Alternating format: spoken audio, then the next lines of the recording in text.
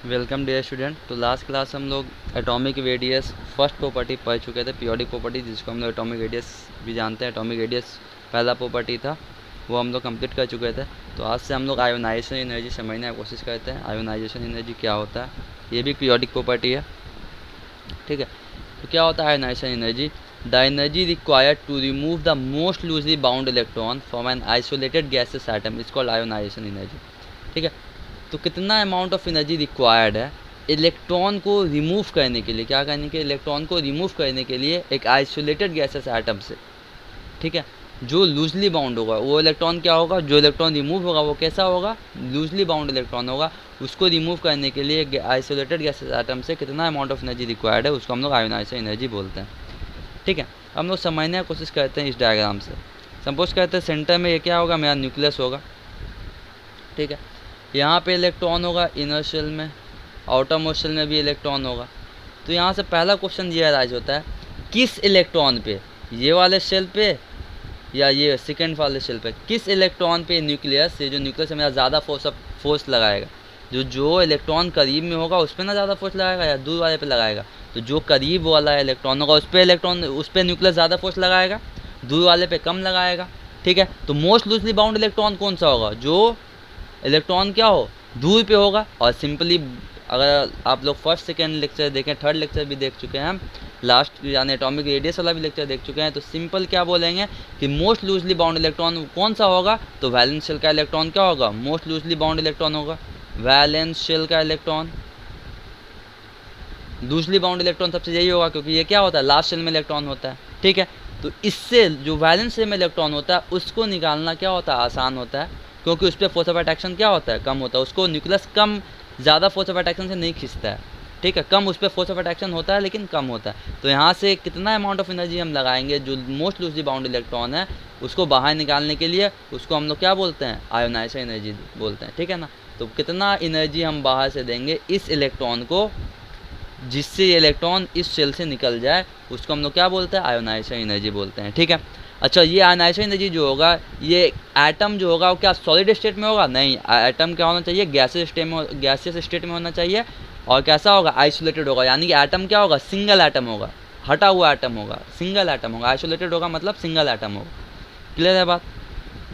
Simple language में क्या, तो आयोनाइजेशन एनर्जी क्या होता है, कोई पूछेगा तो सिंपल क्या बोलना है, कितना अमाउंट ऑफ एनर्जी रिक्वायर्ड है एक इलेक्ट्रॉन को, मोस्ट लूजली बाउंड इलेक्ट्रॉन को बाहर निकालने के लिए, उसको हम लोग क्या बोलते हैं, आइसोलेटेड गैस एटम में, उसको हम लोग क्या बोलते हैं, आयोनाइजेशन एनर्जी बोलते हैं, ठीक है।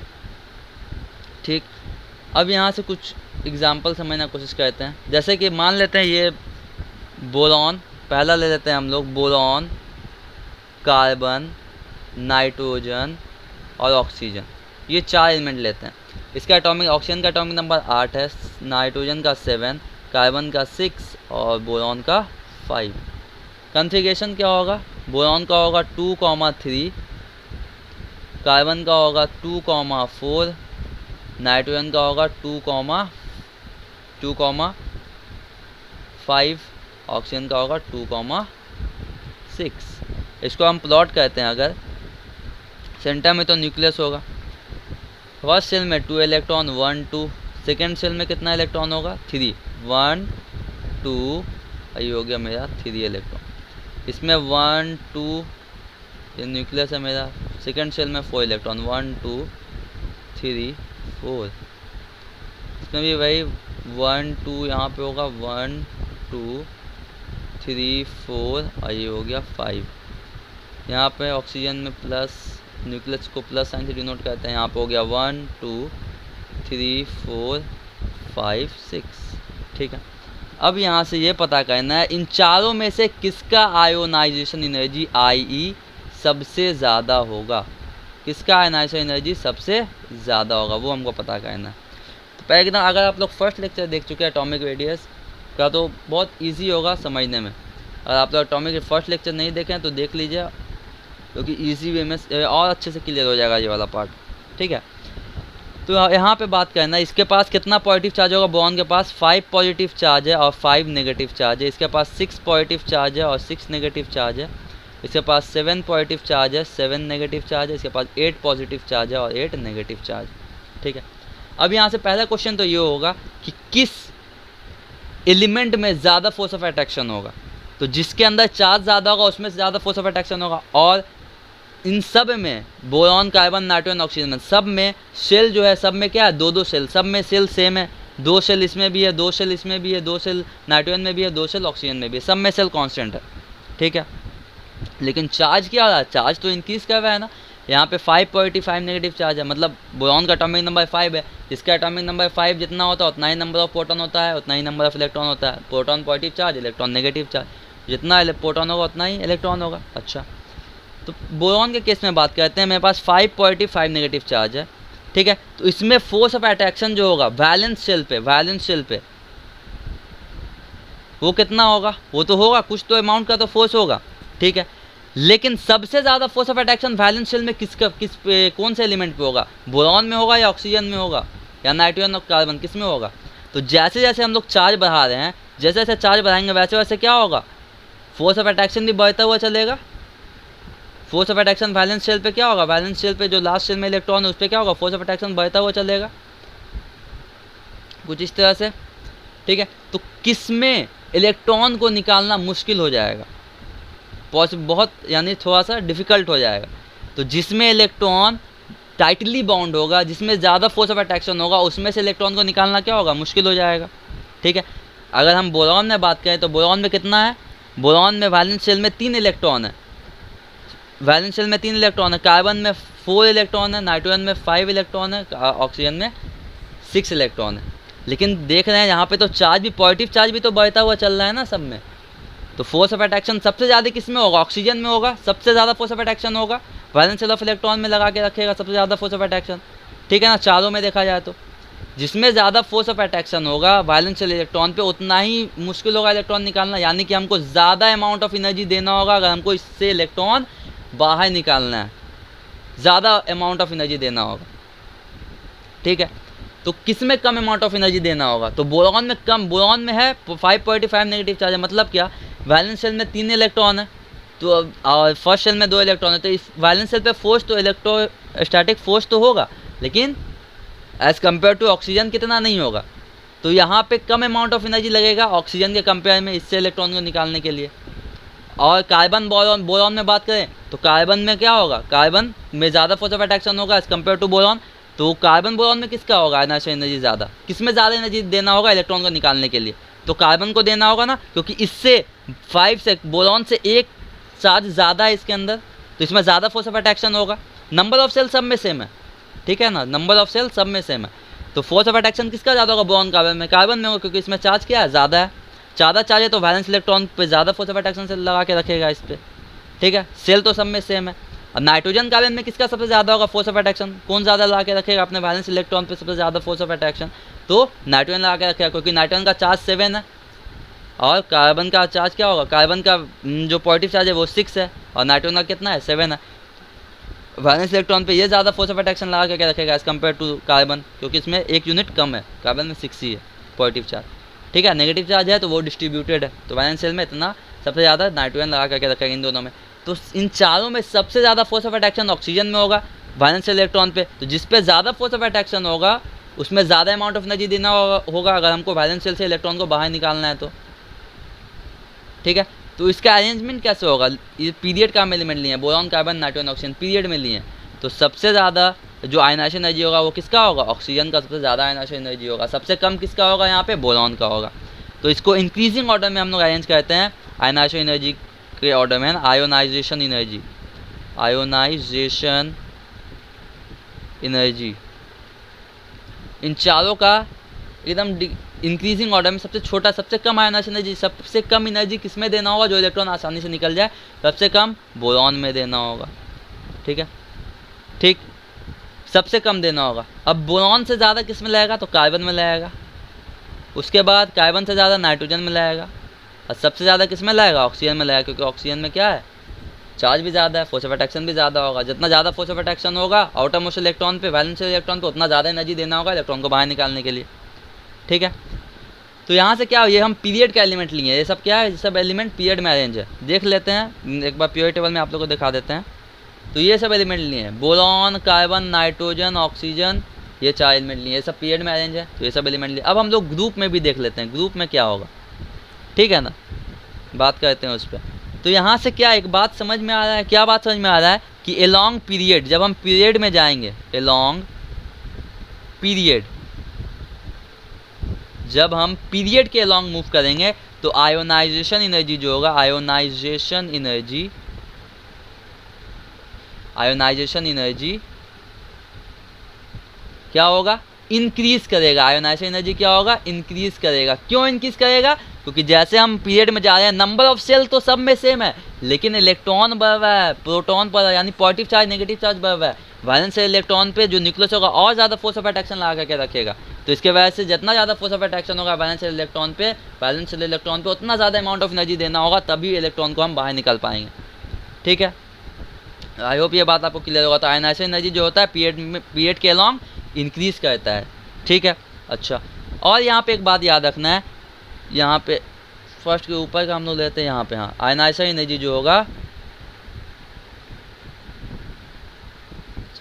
में जो एलिमेंट होगा ना वो अगर सॉलिड, जैसे कि हम मेटल पे बात कर ले, जैसे लिथियम हो गया, सोडियम हो गया, पोटेशियम, ये सब का फिजिकल नेचर क्या होता है, ये सब जो एलिमेंट होता है फिजिकली ये सब सॉलिड स्टेट में होता है, सॉलिड में होता है। लेकिन क्या ये आयनाइजेशन एनर्जी जो हमको जो एटम के लिए वैलिड है, इसको क्या करना होगा, हमको गैसेस एटम में कन्वर्ट करना होगा। तो लिथियम तो इनिशियली इसका फिजिकल स्टेट सॉलिड है, तो इसको क्या करना होगा, पहले हमको इसको गैसियस फॉर्म में कन्वर्ट करना होगा, लिथियम को गैस में कन्वर्ट करना होगा पहले।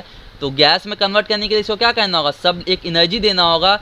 जब हम एक एलिमेंट को, किसी भी चीज़ को सॉलिड से डायरेक्ट अगर हम लोग गैस में कन्वर्ट करते हैं तो उसको जो कन्वर्जन प्रोसेस होता है उसको बोलते हैं सब, उसमें क्या देते हैं, कौन सा देते हैं, सब्लिमेशन। उसको हम लोग क्या बोलते हैं, सब्लिमेशन एनर्जी बोलते हैं, सब्लिमेशन प्रोसेस बोलते हैं, जिसमें सॉलिड को हम लोग गैस में कन्वर्ट करते हैं। तो पहले लिथियम सॉलिड है, इसको पहले गैस में कन्वर्ट करना होगा, उसके बाद हम उसके अंदर से क्या करेंगे, आयनाइजेशन एनर्जी यानी एनर्जी दे करके इलेक्ट्रॉन को बाहर निकालेंगे।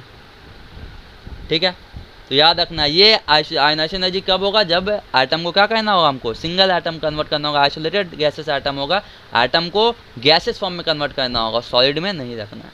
क्लियर है बात, चलिए अब हम लोग देख लेते हैं आगे, और कुछ एलिमेंट लेते हैं, अरेंज करना है ये सब एलिमेंट को increasing order of their ionization energy. Arrange, question number 1, ये भी क्वेश्चन आ जाएगा, इस तरह से भी क्वेश्चन पूछ सकता है, ये भी क्वेश्चन पहला देख लेते हैं। Arrange the following elements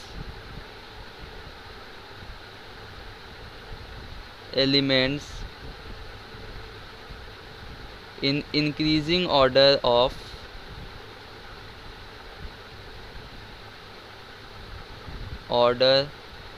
of their ionization energy,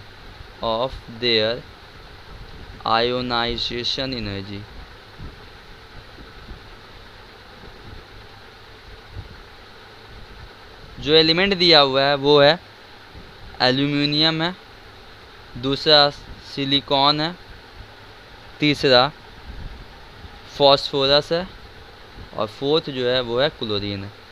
chlorine का एटॉमिक नंबर होता है 17, फॉस्फोरस का होता है 15, एल्युमिनियम का 13 और सिलिकॉन का होता है 14। ठीक है, इसको हम लोग सॉल्व करते हैं। सॉल्यूशन पे बात करें तो एल्युमिनियम का क्या होगा, एल्युमिनियम का एटॉमिक नंबर कितना होता है, 13 होता है। इसको हम लोग ब्रेक करेंगे तो कैसे होगा, 2,8,3, इस तरह से इसका कन्फिगरेशन आएगा। सिलिकॉन का होता है 14, इसका क्या होगा 2,8,6, फॉस्फोरस का होता है 15, इसका होगा 2,8,4 होगा ना, यहाँ पे 2,8,4 होगा,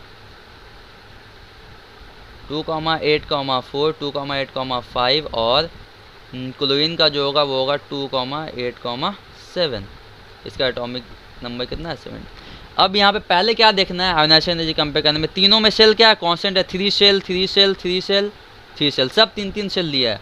ठीक है, अब जिसके अंदर चार्ज ज़्यादा होगा उसमें क्या होगा, ज़्यादा फोर्स ऑफ अट्रैक्शन होगा।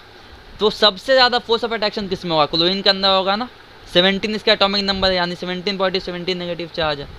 फर्स्ट सेल कंप्लीटिव फील्ड 2 इलेक्ट्रॉन है, सेकंड सेल भी कंप्लीटिव फील्ड 8 इलेक्ट्रॉन है, वैलेंस सेल में 7 इलेक्ट्रॉन है। ज़्यादा फोर्स ऑफ अट्रैक्शन से क्या करेगा, खींच के रखेगा न्यूक्लियस, क्योंकि उसके पास 17 पॉजिटिव चार्ज भी तो न्यूक्लियस में है, इसलिए। ठीक है, सबसे कम आयनाइजेशन एनर्जी किसका होगा, एल्युमिनियम का होगा, ठीक है, क्योंकि इसका चार्ज क्या है 13 है इन सब के कंपेयर में, ठीक है। वैलेंस शेल में 3 इलेक्ट्रॉन है, फोर्स तो होगा लेकिन इन सब से क्या होगा, कम होगा, ठीक है। सिलिकॉन फास्फोरस में सबसे ज़्यादा किसका होगा आयनाइजेशन एनर्जी, तो सबसे ज़्यादा सिलिकॉन और फास्फोरस में फास्फोरस का होगा क्योंकि इसमें चार्ज क्या है, ज़्यादा है, ठीक है। 15 है इसका चार्ज, यानी 15 पॉजिटिव 15 नेगेटिव चार्ज, इसमें 14 पॉजिटिव 14 नेगेटिव चार्ज है, ठीक है। तो ये वैलेंस इलेक्ट्रॉन को ज़्यादा फोर्स ऑफ अट्रैक्शन से पकड़ के रखेगा एज कम्पेयर टू सिलिकॉन पे बात करें तो, ठीक है। तो सबसे ज़्यादा आयनाइजेशन एनर्जी किसका होगा, तो सबसे ज़्यादा क्लोरीन का होगा। इंक्रीजिंग ऑर्डर में अरेंज करना, तो सबसे कम किसका होगा, एल्युमिनियम का होगा आयनाइजेशन एनर्जी, एल्युमिनियम से का सबसे कम होगा। एल्युमिनियम से ज़्यादा किसका होगा, सिलिकॉन का। सिलिकॉन से ज़्यादा किसका होगा, फॉस्फोरस का। फॉस्फोरस से ज़्यादा किसका होगा, क्लोरीन का। तो ये हो गया मैं अरेंजमेंट, ठीक। आई होप आपको ये समझ में आएगा। अब एक ग्रुप का एलिमेंट भी ले लेते हैं, ग्रुप के एलिमेंट में क्या होगा समझते हैं उसको भी। तो हम लोग आयोनाइजेशन एनर्जी एलॉन्ग ग्रुप में बात करते हैं। आयोनाइजेशन एनर्जी एलॉन्ग ग्रुप में आयोनाइजेशन एनर्जी पे कैसा इफेक्ट होगा उसको समझने की कोशिश करते हैं, ठीक है। तो लेते हैं ग्रुप 1 का एलिमेंट लेते हैं, lithium, sodium, potassium, rubidium, caesium, ठीक है। ये सब ग्रुप 1 एलिमेंट है, फ्रांसियम वो तो रेडियो एक्टिव एलिमेंट है, ग्रुप 1 एलिमेंट। तो यही सब उठा के पूछ जाए, ग्रुप 1 ही सब पूछता ही ज़्यादातर केस में, ठीक है। तो 1 से समझते हैं, फिर सेकेंड और 17 ग्रुप से आप लोग कर लीजिएगा, हम करा देंगे, वो भी करा देंगे, ठीक है। तो लिथियम फर्स्ट देखते हैं, लिथियम का एटॉमिक नंबर कितना होता है, लिथियम का एटॉमिक नंबर होता है 3, कन्फिगरेशन होगा 2,1। फिर आता है सोडियम का एटॉमिक नंबर कितना होता है 11, कन्फिगरेशन होता है 2,8,1। पोटेशियम का एटॉमिक नंबर कितना होता है 19, कन्फिगरेशन होगा 2,8,8,1।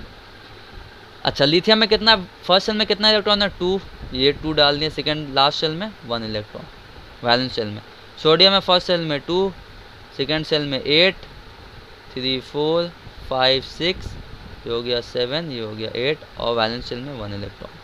पोटेशियम में कितना है, फर्स्ट शेल में 2, सेकेंड शेल में 8, 2 3 4 5 6 7 8, फिर थर्ड शेल में भी 8, 2 3 4 5 6 7 8, और वैलेंस शेल में कितना, 1 इलेक्ट्रॉन। अब देख रहे हैं कैसे हम लोग कैसे जा रहे हैं, ग्रुप वाइज जा रहे हैं ना, यहाँ पे देखिए ग्रुप वाइज जा रहे हैं, ग्रुप में जा रहे हैं हम लोग। तो ग्रुप में जैसे जैसे जा रहे हैं वैसे ही देख रहे होंगे क्या होगा, एक नया शेल क्या हो रहा है, ऐड हो रहा है, न्यू शेल सब क्या हो रहा है, एक एक्स्ट्रा सेल ऐड हो रहा है। जैसे जैसे एक्स्ट्रा सेल ऐड हो रहा है वैसे वैसे क्या होगा, न्यूक्लियस का, जो न्यूक्लियस है मेरा, न्यूक्लियस का वैलेंस इलेक्ट्रॉन से क्या हो रहा है, दूरी, वैलेंस शेल में जो इलेक्ट्रॉन है उससे दूरी क्या हो रहा है, बढ़ रहा है। जैसे दूरी बढ़ रहा है न्यूक्लियस का वैलेंस इलेक्ट्रॉन से, तो उस पर क्या होगा, फोर्स ऑफ अट्रैक्शन जो होगा क्या होगा, फोर्स ऑफ अट्रैक्शन जो होगा वो क्या होगा, लेस होगा, कम होगा। जैसे जैसे दूरी बढ़ेगा न्यूक्लियस से फोर्स ऑफ अट्रैक्शन लेस होगा। जैसे फोर्स ऑफ अट्रैक्शन लेस हो जाएगा तो इजी वे में एकदम कम एनर्जी देंगे, आयनाइजेशन एनर्जी क्या होगा, डिक्रीज हो जाएगा उस एलिमेंट का। थोड़ा सा एनर्जी देंगे, इलेक्ट्रॉन क्या आएगा, यहाँ से नॉकआउट हो जाएगा, बाहर निकल जाएगा, ठीक है। तो क्या होगा, आयनाइजेशन एनर्जी ग्रुप में क्या होता है, जैसे हम लोग ग्रुप में जाते हैं एक नया सेल, एक्स्ट्रा सेल ऐड होता हुआ चलता है। एक्स्ट्रा सेल ऐड होने की वजह से वैलेंस शेल इलेक्ट्रॉन और न्यूक्लियस से दूरी क्या होता है, बढ़ जाता है। तो उस पर फोर्स, न्यूक्लियस में वैलेंस इलेक्ट्रॉन पे फोर्स ऑफ अट्रैक्शन क्या होता है, कम होता है, जिसके वजह से आयनाइजेशन एनर्जी क्या होता है, फोर्स ऑफ अट्रैक्शन जो होता है वो क्या होता है, कम होता है। इसके वजह से आयनाइजेशन एनर्जी क्या होता है, कम हो जाता है। कम एनर्जी, थोड़ा सा एनर्जी देंगे, इलेक्ट्रॉन क्या होगा, आराम से निकल जाएगा, फोर्स ऑफ अट्रैक्शन कम हो जाता है। क्यों कम आता है, क्योंकि एक एक्स्ट्रा सेल ऐड हो जाता है, इसलिए। क्लियर है बात। तो ग्रुप में अरेंज करेंगे, तो ग्रुप 1 का आयनाइजेशन एनर्जी को कैसे अरेंज करेंगे, ग्रुप 1 एलिमेंट का आयनाइजेशन एनर्जी को हम लोग अरेंज करना है इंक्रीजिंग ऑर्डर में। तो क्वेश्चन यहाँ से बना लेते हैं, question number 1, arrange group 1 element in increasing order of the ionization energy, in increasing order of their ionization energy.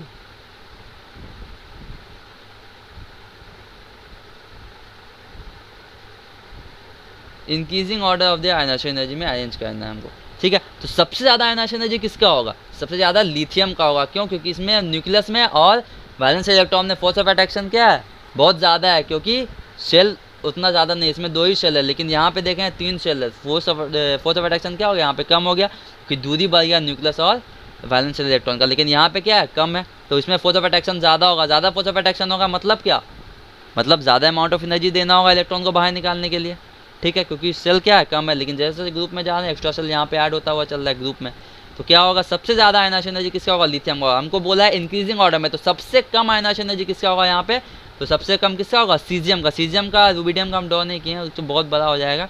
तो सबसे कम किसका होगा, सीजियम का आयनाइजेशन एनर्जी। आंसर में कैसे लिखेंगे, सीजियम का आयनाइजेशन एनर्जी क्या होगा, सबसे कम होगा। उससे कम, अच्छा सीजियम से ज़्यादा किसका होगा, रूबिडियम का। उससे रूबिडियम से ज़्यादा पोटेशियम का होगा। उसके बाद सोडियम का होगा। सबसे ज़्यादा क्या होगा, लिथियम का होगा आयनाइजेशन एनर्जी। क्लियर है। अच्छा ग्रुप 2 एलिमेंट का भी बोल देते हैं। अब क्वेश्चन नंबर 2 ये आ गया, arrange beryllium, magnesium, calcium, strontium, barium in decreasing order. Decreasing order में लिखना है, decreasing order of their ionization energy, ionization energy I, ठीक है, डिक्रीजिंग ऑर्डर में, ठीक है। ये सब बेरिलियम, मैग्नीशियम, कैल्शियम, स्ट्रोंशियम और बैरियम, ये सब क्या है, ग्रुप में एलिमेंट दिया हुआ कुछ इस तरह से होगा, beryllium, magnesium, calcium, strontium, barium, इस तरह से होगा। तो ग्रुप में जैसे जैसे हम लोग जाएंगे तो आयनाइजेशन एनर्जी क्या होगा, ग्रुप में आयनाइजेशन एनर्जी क्या होता है, डिक्रीज करता है, कम होता है आयनाइजेशन एनर्जी, क्योंकि क्या होता है, न्यूक्लियस से और वैलेंस इलेक्ट्रॉन में क्या होता है, दूरी बढ़ जाता है, तो कम एनर्जी देंगे, इलेक्ट्रॉन आराम से निकल जाएगा। तो सबसे कम आयनाइजेशन एनर्जी किसका होगा, बैरियम का होगा। सबसे ज़्यादा किसका होगा, बेरिलियम का होगा। तो हमको बोला है डिक्रीजिंग ऑर्डर में, यानी बड़ा से छोटा, ठीक है। तो सबसे ज़्यादा किसका होगा आयनाइजेशन एनर्जी, बेरिलियम का होगा, ठीक है। बेरिलियम से कम होगा मैग्नीशियम का, मैग्नीशियम से कम होगा कैल्शियम का, उसके बाद होगा स्ट्रोंशियम का, और सबसे कम किसका होगा, बैरियम का होगा। सबसे ज़्यादा बेरिलियम का होगा। तो ये आ गया क्वेश्चन नंबर 3। और भी ले लेते हैं, group 17 element, arrange fluorine, chlorine, bromine, iodine in increasing order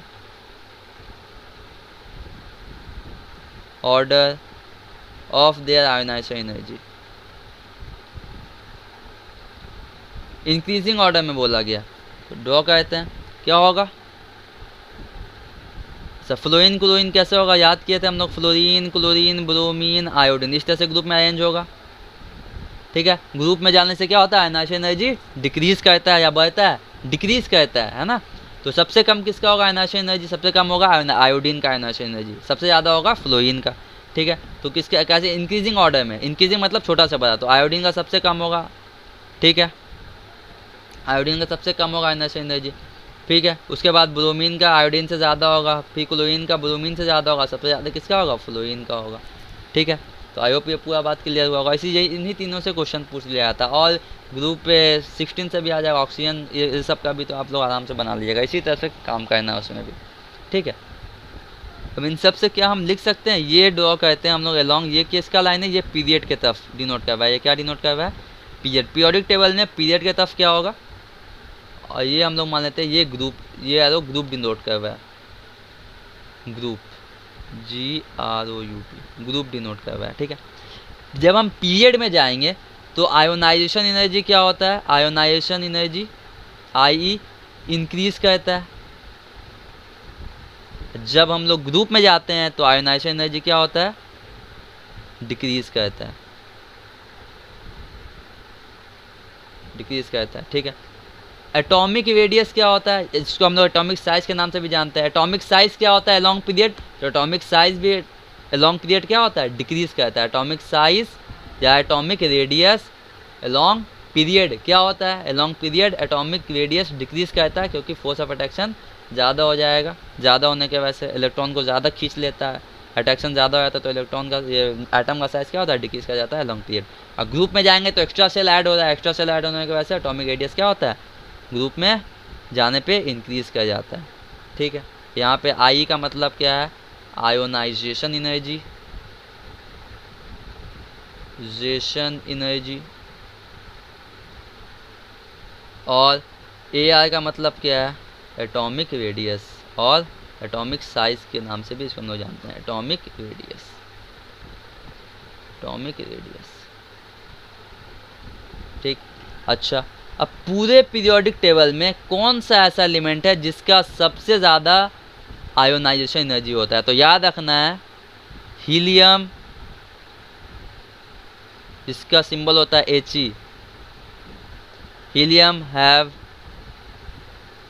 highest ionization energy. सबसे ज़्यादा आयोनाइजेशन एनर्जी किसका होता है? हीलियम का होता है। ये भी क्वेश्चन पूछा जाता है, ionization energy, sorry, ionization energy. Helium का सबसे ज़्यादा आयोनाइजेशन एनर्जी होता है। अब सबसे कम किसका होगा? तो फ्रांसियम का सबसे कम होता है, जो एक रेडियो एक्टिव एलिमेंट है, फ्रांसियम। फ्रांसियम जो ग्रुप 1 का एलिमेंट है, फ्रांसियम, इसका सिंबल होता है Fr, have lowest ionization energy. इसका सबसे कम आयोनाइजेशन एनर्जी होता है इन पीरियोडिक टेबल।